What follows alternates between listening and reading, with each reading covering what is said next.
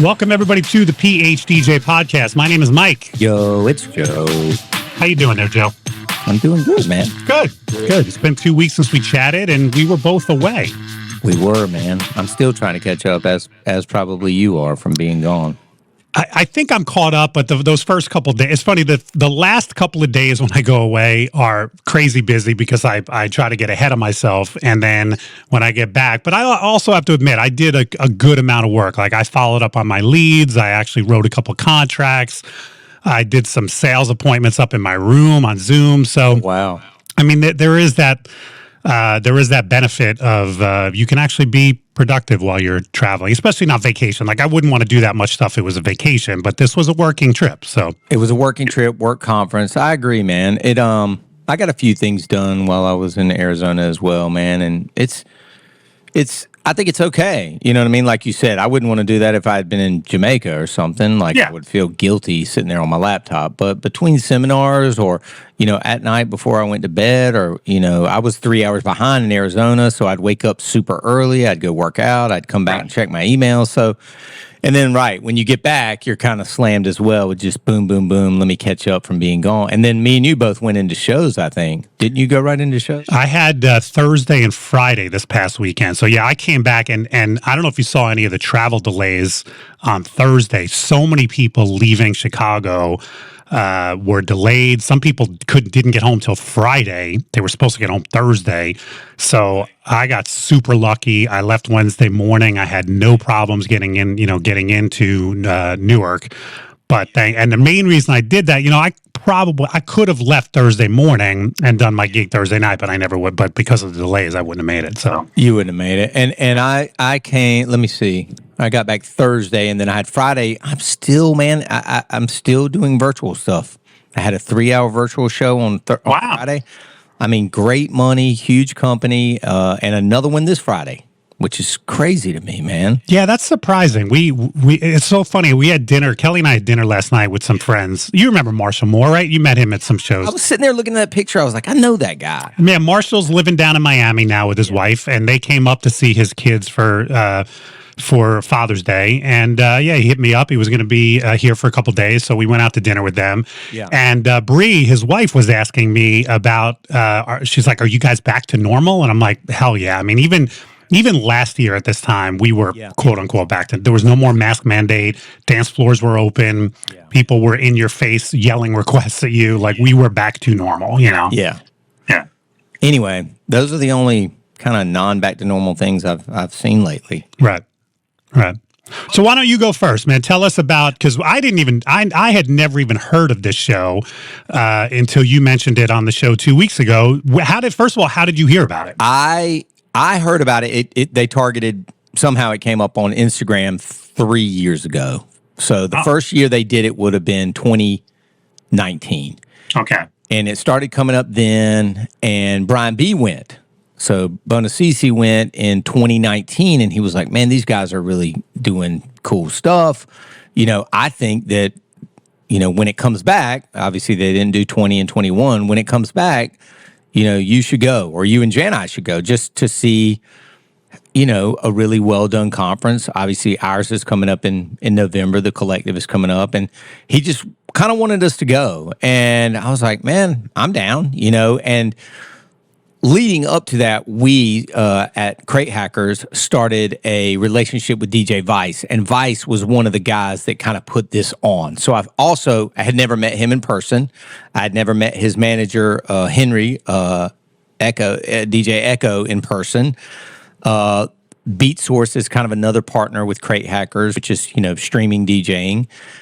They were the other people that put it on in DJ City, the record pool, which is kind of in conjunction with. And so I was like, man, if nothing else, I need to go out there and meet these people that have been so good to us, partnered with us, and support this conference. And I didn't get comped. I didn't get room, didn't get flight. Me and Jana, I paid for our stuff and went out there. Cool. And it was great. Honestly, man, it was different. I felt it was very, I don't want to say, I would say bar nightclub driven. Not that the content was solely focused toward that, but I could just tell from the people that was the attendees were definitely more in that sphere. But there were a lot of PHDJ podcast listeners. There were a lot of DJ's Vault members, a lot of Crate Hackers members. I went into it thinking, wow, this is going to be weird. For the first time in a decade, I'm going to a DJ conference, and nobody's going to know me. But I was kind of surprised, I think, at how far my reach is, because a lot of people were coming up and like, oh, can I get a pick? Or, I'm a this member or that member. And I was like, oh, damn, like we're hitting all the sectors now, all the DJs. And it was really cool. So give me an example of some of the seminar topics. Yeah, man. And here was what was interesting, Mike. Unlike what you and I are used to. So Monday I got there. It was nothing, just a welcome party that night. Tuesday and Wednesday were really the only two content days, and it was entirely panels and interviews. There was no Mike Walter. So there was no one guy standing there with the clicker. Nope. There was no one guy get up on stage and give a seminar on blah, blah, blah. It was panels usually with 4 to 5 people with a really good moderator. The moderator changed per topic. Just kind of reading through a few of them here. Technology beyond techniques, as in techniques turntables. Right. So what the new stuff, that was Mojax. If anybody that watches YouTube has seen him, he does gear reviews. He's from the UK. So he kind of moderated that. Starting your own party was like 6 club promoters from some of the biggest clubs in the country that were telling how to, I think that was what. No, these were party promoters. Yeah, like how do you start a reggae night in Eatontown, New Jersey, or whatever. We ate. Check Yourself was kind of a mental health panel, and then D Nice was awesome. That was just a one-on-one interview with Vice, and he's the one that took over the internet when the pandemic broke, was one of the only people that was able to stream to hundreds of thousands, if not millions of people at a time on Instagram Live, and the Obamas were in the chat, and blah blah blah. He was the biggest, and still probably is, going back to that era, the biggest streamer that broke out. Right. And then dinner, and then a party that night. Next day. So were the parties, did they have guys spinning? They did, man. The welcome party, the guy was in almost like this Red Bull tank. I was calling it a tank. I'm sure it was just a van that had been converted to look like a tank, but he was basically in the bed of this van, which was converted into a DJ booth. But he was almost like too far away. It was not like a party. It was more just like some guys spinning, you know what I mean? And everybody was just kind of hanging out. Nobody was really dancing. Right. And I don't know if that was intentional. They were almost playing for people not to dance, or it was more of just a vibe. But it was fun, there was drinks. And were the demographics similar to most DJ conventions, 90%? Yes, 95 probably in this case. Okay. Yeah. There was very few female DJs at this particular conference. Wednesday, again, it was just very similar. Panel. It was... was Nick Spinelli on a panel? Yeah, so I was getting to that. So breaking out of the bedroom was, I guess, making that conversion from being a hobbyist to a full-time DJ. And then he was on that Succeeding on Socials panel with about 4 other people. Another guy from TikTok, Nick, some YouTubers, and that was moderated by Cleveland Terry, which a lot of people will know from. He did great, but he and I were talking. This was a point I was getting ready to come back to in regards to the seminars. He and I were talking. It was like, let's be honest. Like, this format is almost better for DJs that are being asked to speak that are not comfortable speaking. Like, I don't feel like I do okay. I get by.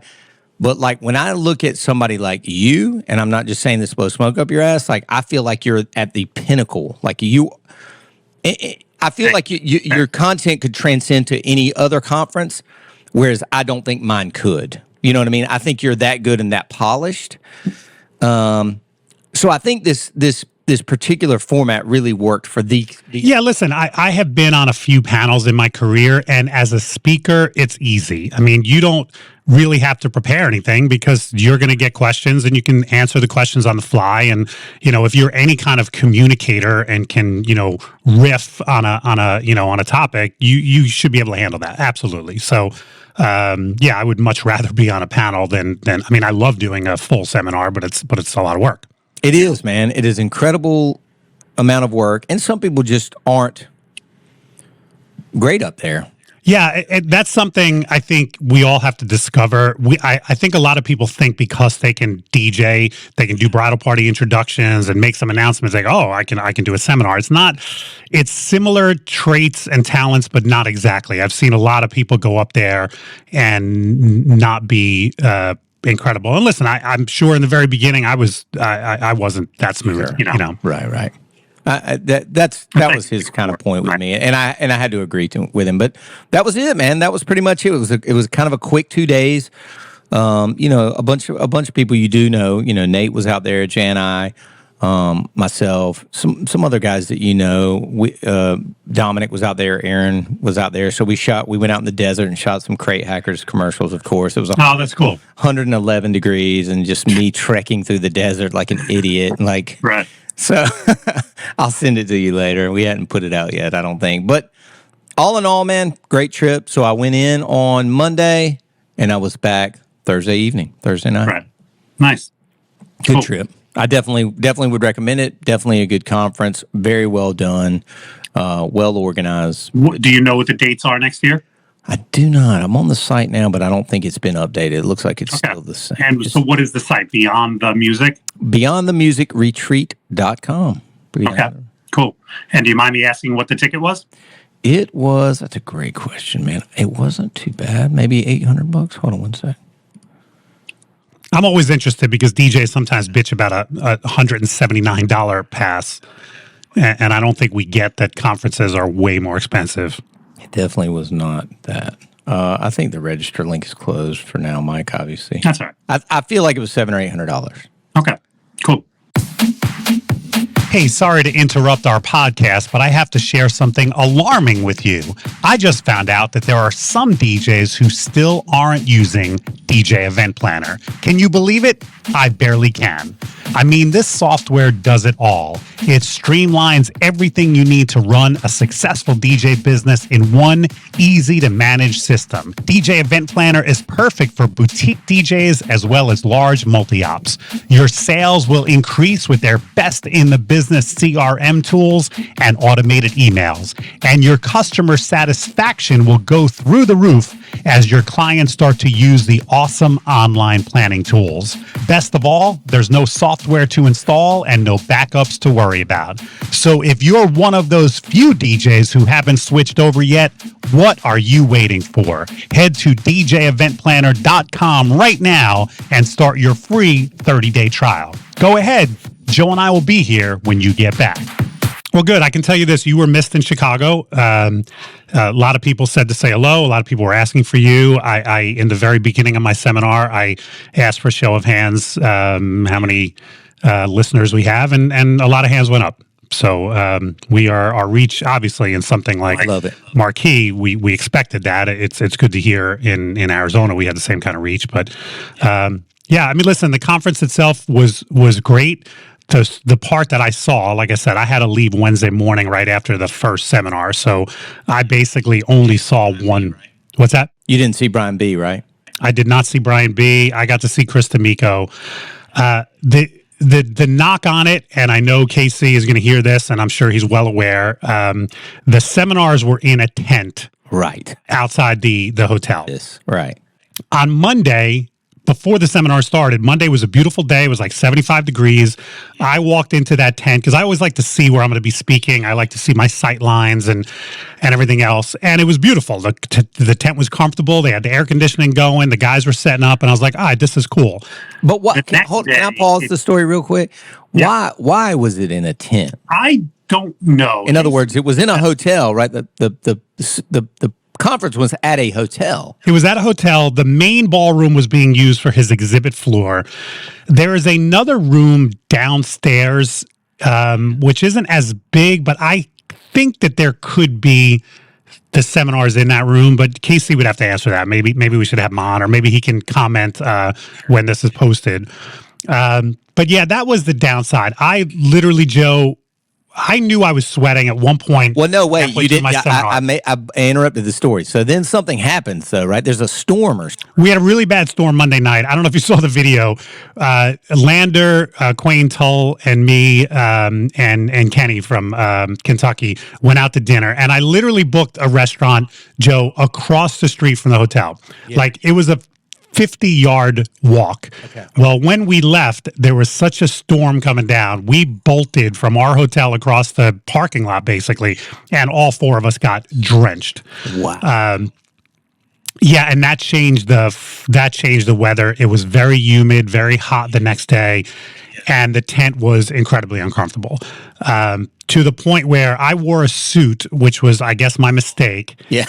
And it was a gray suit, and I knew I was sweating. About halfway through, I felt sweat on my upper lip, which I don't usually sweat on my upper lip. Me neither. So I was like, oh, I guess I'm really sweating. And I'm glad I didn't know this till the end of the seminar, because I would have been self-conscious about it. I had sweated through my suit. You could see like the back of my suit and even my arms. You could see like wet patches on my arms because I had literally sweat through my suit. And like I said, I didn't know that till after the seminar was over. And I'm glad I didn't, because I probably would have. Now I'm giving my seminar thinking, oh shit, I look horrible. I'm sweating through my suit. Right. Literally a hot mess. And it really wasn't flop sweat. I mean, I do get nervous when I speak, but not that nervous. It was the temperature in the tent, you know. But that was the downside. And I don't know if Casey can do anything to fix that next year. I don't know if he can move the seminars indoors or whatever. But that was an uncomfortable part of the day. But I'll tell you what, the camaraderie out there was great. The seminars that I saw were awesome. Similar to last year, you know, it's a couple of hundred attendee shows, and you and I have talked about it. There's pros and cons to that. I actually like it because it's not such a big show that you feel like I'm never going to get a chance to meet everybody, and people are lined up to do everything. You feel like you can say hello to almost everybody and have meaningful conversations with people. So I like this. I like that size of the show. And then Tuesday night we had the 80s party. So you spoke and spun on the same day. I spoke and spun and flew home the next day. Yeah. It was a 3-shower day for me because I had gone for a run in the morning, took a shower, did my seminar, took a shower, and then spun and got back to the room and took a shower. The DJ's Vault is open. If you want to learn from my PHDJ partner, this is the place. Joe has taken everything he has learned from over 30 years in the business and shared it with you. The vault is filled with videos, documents, webinars, discounts, and more. Your first month is only $15, and every month after, just $30. Plus, there's a 30-day, no questions asked, money-back guarantee. You can't beat that. Head to thedjsvault.com for more information and to get inside. But I was really happy with the way my set was received, and I've listened back to it. I recorded it. If you want to hear it, I put it up on Mixcloud, DJ Mike Walter.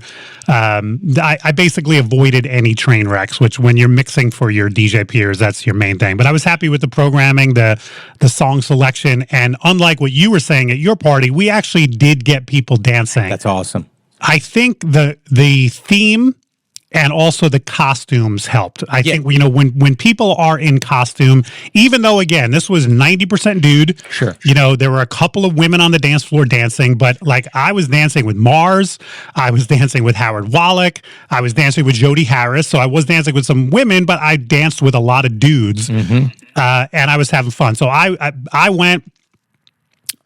Frank Garcia, who's a Queens guy, went. Yeah. And then Jordan Marshall and Lander went. And I was so glad I was before Jordan and Dave, because those guys can rip it up. And like I said, I was happy with the way my set was received. I was Dude, I'm happy. I need to go back and listen to it. I saw literally, I think you got it up like that night or either the next morning. I was like, God dang, he's doing it, man. Well, you know what? It was kind of like a gig. I got back to my room and I was in that, like, I was on that performance high and I couldn't get to sleep. So I was like, I usually listen to a set before I upload it, but I'm like, no, I'm pretty sure I didn't have any clunkers. So the only downside was there was a microphone, but it went through the house system. So and I didn't have a lot of microphone work during the set. Yeah. But the main was at about the halfway point, the set drops and I went into We Are the World. And I made that a sing-along and I had everybody like swaying back and forth. And so you don't hear my microphone set up on that. But I think it still works to listen to it. Sure. I'm definitely going to go check it out because I do like 80s stuff. I thought about you this weekend, man. I was doing a wedding, so I did that online thing Friday, and then I had a huge 320-person wedding. I haven't played for that many people, Mike, probably since way before the pandemic. Sure. I'm good for 150 pretty much every Saturday. And it was probably 50-50 white, let's just say white, not to be just general, but white, and then Nigerian. And so I'd worked with a couple. Bride was Nigerian or second generation. Groom was white guy, young kid.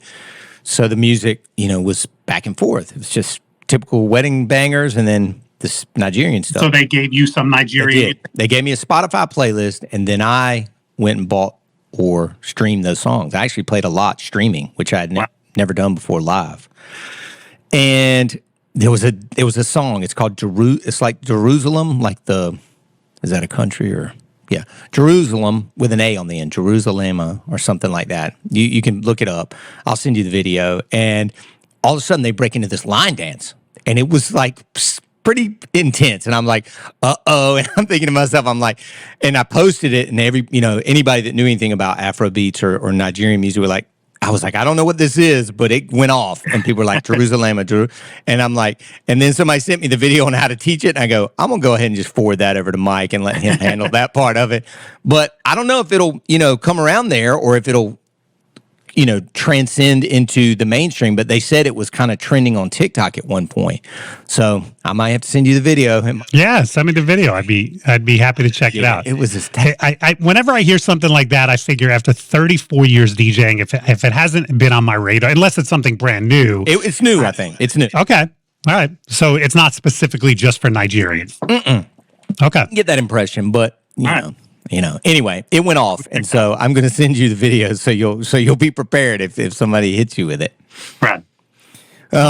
Anyway, but yeah, I think we both had a great time, man. I'll be honest, I hate that they were at the same time. I did, I was living vicariously through you. I was seeing everybody out there having a good time in Chicago, and a lot of people were hitting me up from there. Hey, man, we miss you here, and blah, blah, blah. And I was like, man, I want to be there, but this is really cool too. It's just, you kind of had to pick one or the other this year. Yeah, it's kind of like when they do two bridal shows on the same night in your market, and you're like, why would you do this? There's plenty of other nights. I mean, I can see why those two wouldn't have checked with each other because they're kind of they're catering to two different kinds of DJs, but it's still an industry thing. Why not pick a different date? There was definitely crossover, people that would have gone to his had they not gone there. Right.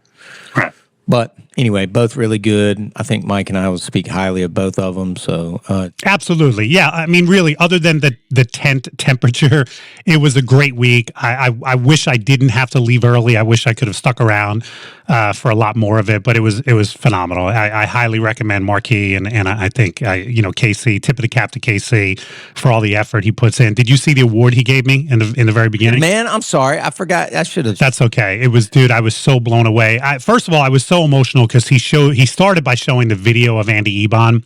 He had a few people send in like thoughts about Andy. I was one of them, and so he showed that, and I'm already kind of teared up. I mean, Andy was a special guy to me. He was a mentor. Andy was, and then he starts talking about this award. And then he made it obvious that I was going to win it because he said he deserves this just for doing a podcast with Joe Bunn for the last 5 years. And then, I just couldn't even. He handed me the microphone to say a few words, and I was a blubbery mess. So, but it was beautiful. And it's a gorgeous award. I have it displayed in my office now, and Yeah. I saw that right when I got there. Wasn't that the first day or this? Or Yeah, that was Tuesday morning. Tuesday, right? I saw that first thing, and I was like, man, that's so cool. So was that the first recipient? Yes. Yeah, he's created this award for Andy's name, and I was the first recipient. So, yeah. That's super cool, man. Yeah. That's super cool. I was really proud of that, man. I should have mentioned that. I'm sorry. No, it's cool. I shoehorned it in. And all right, guys. Well, so again, I'm not sure the date, but it's beyondthemusicretreat.com. Marquee Show is marqueeshow.com, marqueeshow.com. He doesn't have his new dates up yet either. Yeah, he does. I forget what they are, but I know they're up. I've seen them. I know they're up somewhere. Yeah, he's already selling tickets. Well, the homepage needs to be updated, Casey, if you're listening to this, because it still says 14th through 16th. I think maybe on the Facebook page is where it's updated. Yeah. So anyway, you guys check that out. Hopefully we'll see you at one or the other next year. Thanks for listening. Yeah, speaking of what is the next, is DJ Expo, DJ X the next show? X is the next. Mike and I will both be there. This could be the first time you see Mike and I both at the same conference in a while, right, Mike?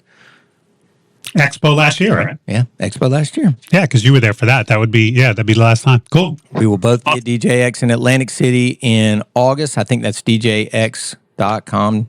I think it is. Hold on. DJXshow.com. And that will be, man, that's only, a month and a half away, DJXshow.com. Yeah. And then the DJ Collective is in November in Nashville, the DJCollectiveofficial.com. So Couple we've good got ones 2 more coming up. chances to see y'all this year. Yeah, very cool. Thanks, everybody. So hang on. Let's tease next week. We have another Josh Lask topic. Very interesting. I don't know if there's going to be many nuggets to take away for our listeners, but this is kind of a vanity topic. But Josh wants to know what careers Joe and I would have had, what we would have done if we hadn't found DJing or if we hadn't become DJs. So interesting topic, Josh. We will discuss that next week. Fantastic. See y'all next week.